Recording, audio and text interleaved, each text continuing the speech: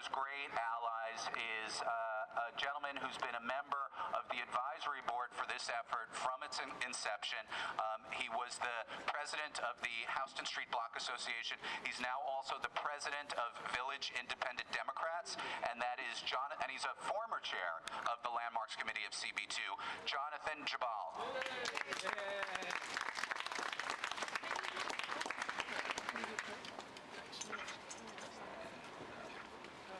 Thank you, Andrew, and thank you all for being here. I am president of the Village Independent Democrats today, and the VID has been around long enough that it could be a subject of landmark designation itself if it was a building. What we are seeing here is really the erosion of this crucial link in the story of New York, and that's the immigrant story of New York. My own great-grandfather came to New York in 1868 and worked as a peddler in New York, and I would imagine everybody here has some relationship to someone who came from overseas someplace and came to New York. We can't afford to lose this link to the story of what New York is. I myself, a couple of years ago, gathered hundreds of petition signatures for this effort to grow the effort to save the South Village. Closer. And I know that this effort has been supported by the neighborhood and the community all around here to preserve this area and to save this part of our New York story. So let's band together, push the Landmarks Commission to do what it needs to do, and save the South Village for the future. Thank you so much, Jonathan. And as Jonathan mentioned, over the years that we have been pushing for this landmark designation, and GVSHP first approached the city in 2002 about this, we submitted a formal proposal with boundaries that we proposed in 2006. We did research on every single one of the buildings, every single one of the 750 buildings in this neighborhood, and gave it to the commission to make their job of designation easier. When we did that, we also got hundreds and hundreds, literally, of signatures, letters, emails, phone calls to the city saying, we want this neighborhood saved, we want this neighborhood preserved. There is virtually unanimous support from residents, from owners, from merchants, from elected officials representing the area. There is no reason for the city to hold back. They need to move forward with landmark designation now, before we lose more of the great landmarks of this neighborhood, which unfortunately we've already lost too many of them. Our next speaker who I'm going to ask to come up here is working with a group called Save a Village Education. They are connected to Children's Aid. They are very concerned about the fact that Children's Aid is saying that they're going to close down, that they're going to move out. They're working very hard to try to make sure that the important services that Children's Aid has provided over the generations to people of this neighborhood and throughout New York City are preserved, as well as making sure that whatever happens on this site is responsible and respectful of the history of this neighborhood. Heather Campbell, please come up and join me.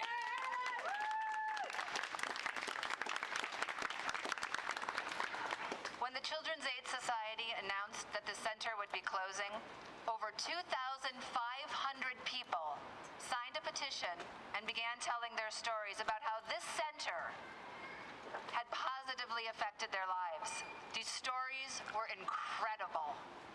They were from past and present teachers and parents, alumni, all touting the unique experiences that happened within these walls, experiences that became the foundation of their lives.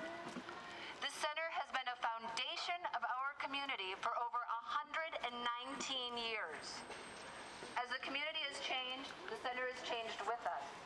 Over the years, this center has provided foster care for orphans, served as an industrial school, housed classes for men and women to learn English to become citizens, and now this center provides early childhood educational services for over 1,500 students, children in our neighborhood.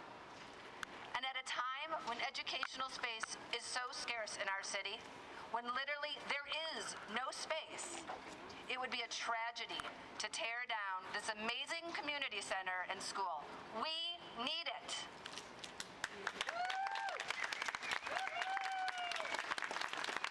If it were demolished, the unique attributes and character of these buildings would not be replicated.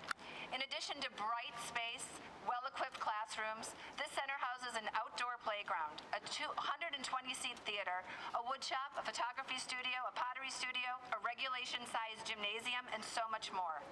This is a beautiful facility that has served us well for over 119 years. We should not tear it down now. To have an anchor like this city in our community is a gift, or, as the GVSHP voted 2 years ago, a treasure. Let's continue to cherish it. The parents and community members who have joined together to save the programs and the unique buildings on Sullivan Street here are thankful for all of your efforts to maintain our center so that not only our children, many of whom you see here, but our entire community can continue to share in this treasure.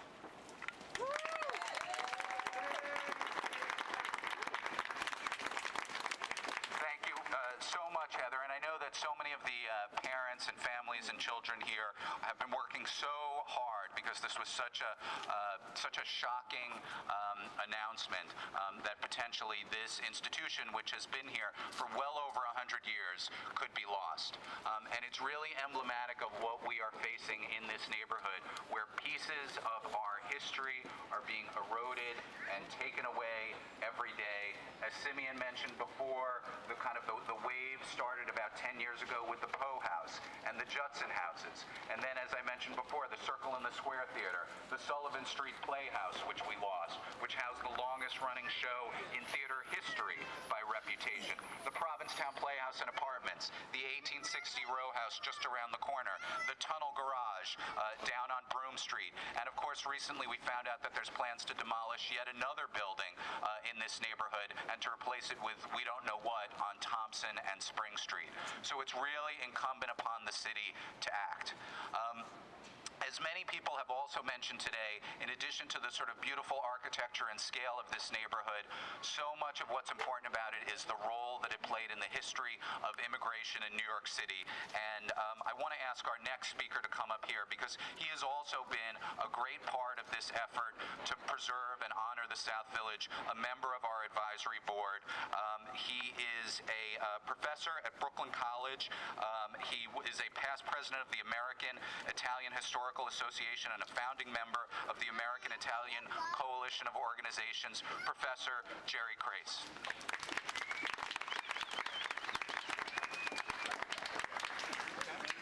Buongiorno tutti. The name Crace kind of covers up the fact that my great-grandparents actually lived not too far. Yeah. Hello? Yeah. It's good? Okay. Yeah. The name Craze kind of covers up the fact that my great-grandparents actually came to the United States and lived only a few blocks away from here about 120 years ago. So it's ironic also, I was here at NYU and we worked on a research project about 40 years ago called the Greenwich Village Project from the NYU Sociology Department. It was an outgrowth of the realization that universities had a moral responsibility and a practical need to serve the local community. Local groups were engaged then in battles with the city and on occasion the university itself. Both were perceived as involved in a campaign to destroy the community. Not incidentally, I just got back from Las Vegas and I'm so glad to be in a real place. As Andy mentioned, I'm the past president of the American Italian Historical Association and many other Italian-American organizations. And I feel the need to honor the contributions of immigrants as well as the working class who have hardly been recognized for all that they have done for our city over the centuries. As you are aware, there's incredible pressure today to develop or destroy much of what is left of the city. There is some talk that there's already too much preservation in and around the village, but I can tell you from Park Slope that the ugly specter of a multitude of simply ugly structures detract in no small way from the appreciation of cherished environment. All around New York York City important or simply pleasing structures and spaces are disappearing while being replaced with things that are cold improvements. We have already lost too much in the South Village. Thank you. Thank you so much, Jerry. And I want to thank and acknowledge all of the groups that co-sponsored today's rally. In addition to the Historic Districts Council, the Greenwich Village Block Associations, Village Independent Democrats, Downtown Independent Democrats, the Greenwich Village Community Task Force, the Soho Alliance, the Bleecker Area Merchants and Residents Association, the 505 LaGuardia Place Board, the Washington Square Village Tenants Association, St. Anthony of Padua Church, the Charlton Street Block Association, the Mercer Street Block Association, the Morton Street Block Association, the Van Dam Street Block Association, and Film Forum. Now that is a pretty wonderful cross-section of our neighborhood and our community. And this community really stands up for preserving what it loves and holds dear about its neighborhood.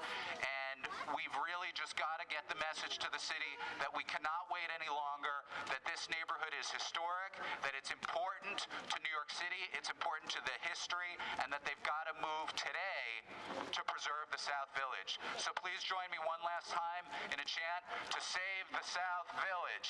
Save the South Village. Save the South Village. Save the South Village. Save the South Village. Save the South Village. Save the South Village. Save the South Village. Save the South Village. Save the South Village. Save the South Village. Save the South Village. Save the South Village.